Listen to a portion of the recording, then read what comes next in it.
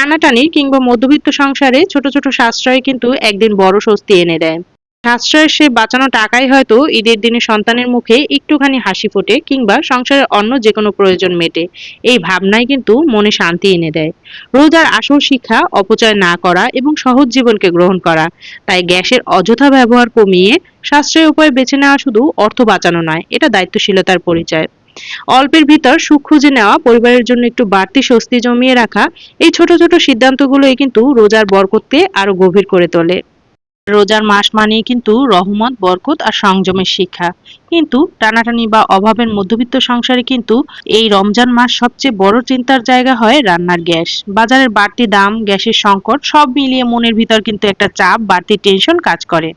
এমন অবস্থায় একটা ভালো রাইস কুকারও কিন্তু হতে পারে সংসারের নীরব সহযোদ্ধা। রাইস কুকার শুধু ভাত রান্নার যন্ত্র নয়, এটি গ্যাস সাশ্রয়ের এক সহজ সমাধান। সেহেরির ঘুম ঝরানো ভোরে কিংবা ইফতারের ব্যস্ত বিকেলে একবার সুইচ চাপ দিলেই যদি ভাত, খিচুড়ি, ডাল, যেকোনো সবজি কিংবা মাংস সহ সব ধরনের রান্না হয়ে যায় চুপচাপ, তাহলে গ্যাসের চুলা জ্বালিয়ে দীর্ঘ সময় দাঁড়িয়ে থাকতে কিন্তু হয় না। এতে গ্যাস যেমন বাঁচে, তেমনি গৃহিণীদের ক্লান্তি ও পরিশ্রমও কিন্তু কিছুটা কমে। আর তাই আজকে আপনাদের সাথে শেয়ার করব কিভাবে রোজার দিনগুলোতে রাইস কুকার ব্যবহারের মাধ্যমে গ্যাসের সাশ্রয় করবেন এবং একটা ভালো রাইস কুকার কেনার ক্ষেত্রে কি কি গুরুত্বপূর্ণ বিষয়ের দিকে খেয়াল রাখা উচিত। তো হ্যালো এভরিওয়ান, গুড মর্নিং। কি অবস্থা, কেমন আছেন সবাই? আশা করছি যে যেখান থেকে আজকের ব্লগটি দেখছেন সকলে খুব ভালো আছেন। বাংলাদেশের ছোট্ট নাগরী আর আমার একান্ত প্রিয় প্রাণের শহর বরিশাল থেকে বলছি। নতুন আরো একটি সুন্দর দিনের সাথে শুরু করছি আজকের ব্লগটি। আর পুরো ব্লগটি জুড়ে থাকতে পারেন আমার সাথে। আই হোপ আপনাদের ভালো লাগবে।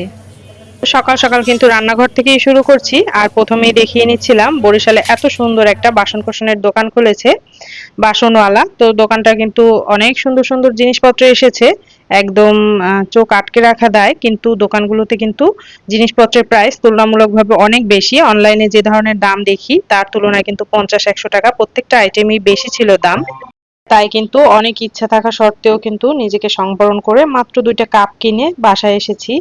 অনেক কিছু কিনতে ইচ্ছে করছিল যেহেতু অনেক কালারফুল জিনিস। একটা সময় কিন্তু ছিল সিরামিক্স এর প্রোডাক্ট গুলো শুধুমাত্র সাদা কালারের হতো আর কালো কালারের হয়তোবা মাঝে মাঝে বা সবুজ ছাপা ছিল। আর এখন সিরামিক্স এর প্রোডাক্ট গুলো কিন্তু বিভিন্ন ধরনের কালারফুল হওয়ার কারণে এগুলো দেখলেই কিন্তু একটা একদম কিনতে ইচ্ছে করে। আর এই জিনিসগুলোর প্রতি আমাদের গৃহিণীদের এত বেশি চাহিদা, মানে মাঝে মাঝে মনে হয় যে ড্রেস কিনবো না, সেই টাকা দিয়ে আর কি এই ধরনের বাসন গুলো কিনি।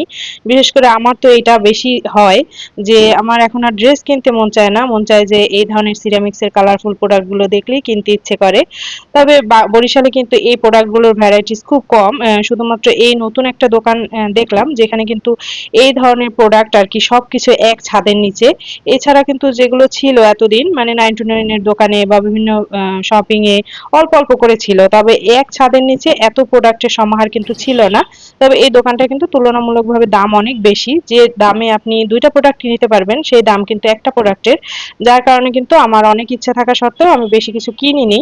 দেখা যায় ডেলিভারি চার্জ দিয়ে আনতে গেলেও কিন্তু এত দাম পড়ে না এখানে প্রোডাক্টগুলোর যতটা দাম। তো যাই হোক, হয়তোবা আস্তে আস্তে দাম কমবে। তো এখানে আমি দেখিয়ে নিচ্ছিলাম অনেক গৃহিণীরাই কিন্তু আমরা রাইস কুকার ব্যবহার করি। আর রাইস কুকার ব্যবহারের ক্ষেত্রে দেখা যায় কি এই ঈদের আগে আগে বা এই রোজার সময় কিন্তু অনেকেই রাইস কুকার কিনবে। তো ভাবলাম আজকের ভিডিওটা আপনাদের জন্য হেল্পফুল হবে। তো এই কারণে আমি নিজেও একটা রাইস কুকার কিনেছি। আমার পুরানো রাইস কুকারটা কিন্তু দেখেন আমি কিন্তু অনেক কালার দেখে কিনেছিলাম। আমরা অনেকেই কিন্তু এই ভুলটা করি। দেখা যায় কি রাইস কুকার কেনার সময় আমরা কালারফুল দেখে একদম উপরে ঝকঝকে চকচকে দেখে কিন্তু রাইস কুকার কিনি। তবে সেগুলো কিন্তু বেশি একটা ওয়ারেন্টি থাকে না। তো এর জন্য আপনারা ব্র্যান্ডের রাইস কুকার কেনার চেষ্টা করবেন। তো আমার কিন্তু আগের রাইস কুকারটা হকিন্স কোম্পানির ছিল এবং এটা কিন্তু একটা ইন্ডিয়ান ভালো কোম্পানি দেখেই আমি কিনেছিলাম। তবে তার থেকেও বড় সমস্যা হচ্ছে আমার মনে হয় ওটা রেপ্লিকা প্রোডাক্ট ছিল, মানে ইন্ডিয়ান আসল হকিন্স ছিল না, তাহলে তো এভাবে মরিচা ধরার কথা না। তো এবার কিন্তু হামকো প্রোডাক্টের ব্র্যান্ডের নাম আর কি। তো এটা হচ্ছে একটা পাকিস্তানি ব্র্যান্ড। তো আমি সম্ভবত বা পাকিস্তানি ব্র্যান্ড আমার ক্লিয়ার মনে নেই, তবে হামকো ব্র্যান্ড বা পাকিস্তানি বা জাপানিজ এই দুইটার একটা হবে।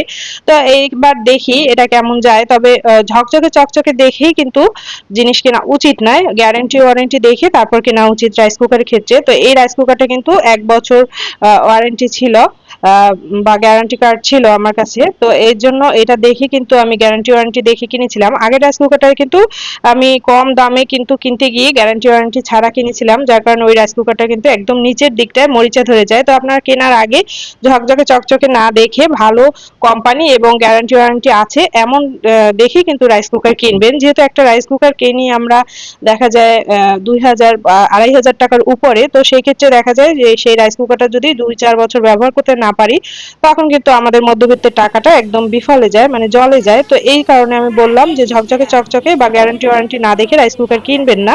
রাইস কুকার কেনার ক্ষেত্রে অবশ্যই একটা ভালো কোম্পানি, ভালো ব্র্যান্ড দেখে এবং গ্যারান্টি ওয়ারেন্টি আছে এমন দেখে রাইস কুকার কিনবেন। তো আর বিশেষ করে নিচের দিকের ওই পাতে নিচের দিকের জায়গাটা ভালো মতো দেখে নেবেন, ওটা যেন স্টেনলেস স্টিলের হয়, তাহলে কিন্তু সেই রাইস কুকার অনেক দিন টেকসই হয়।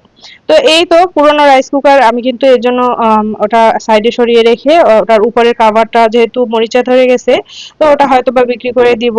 অলরেডি ১০০ টাকায় বিক্রিও করে দিছি, আর ভিতরের যে পাত্রগুলো ওগুলো কিন্তু রেখে দিয়েছি, যেহেতু এটা মরিচা ধরে গেছে। আর ওটা দিয়ে কাজ চলতো, আমি কিন্তু নষ্ট হওয়ার পরও প্রায় জোড়া তালি দিয়ে বছর খানিক চালিয়েছি। তো আপনাদের ভাইয়া সে বলল যে রাইস কুকার আসলে একটা দুর্ঘটনা ঘটার সম্ভাবনা থাকে, তো তুমি এই কারণে ওইভাবে ব্যবহার করো না, নতুন একটা কিনে নাও। তো সময় সুযোগ বুঝে আমরা কিন্তু নতুন একটা কিনে নিয়েছি।